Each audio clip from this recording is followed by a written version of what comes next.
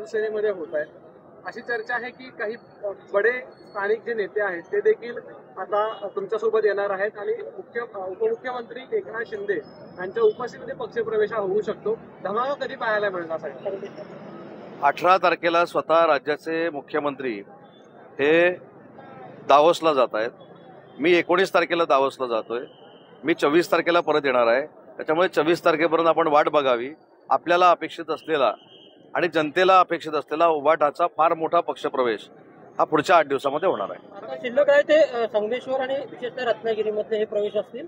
आता शिल्लक हा शब्द तुम्ही वापरलेला आहे, मी नाही। पण मी परवा देखील 15 दिवसापूर्वी असं सांगितलं होतं की ज्या पद्धतीनं महाराष्ट्राच्या राजकारणाची दिशा बदललेली आहे, आम्हाला गद्दार म्हणणाऱ्यांना आता असं वाटतंय की आम्ही खरे सच्चे होतो। आम्ही ज्या ठिकाणी राहिलो ते काँग्रेस बरोबर गेल्यामुळे खरी परिस्थिती आमची तशी आहे।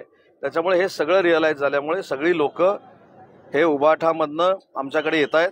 आणि रत्नागिरी जिल्ह्याचं भविष्य जर सांगायचं असेल तर शिवसेनेची काँग्रेस झालेली जशी आहे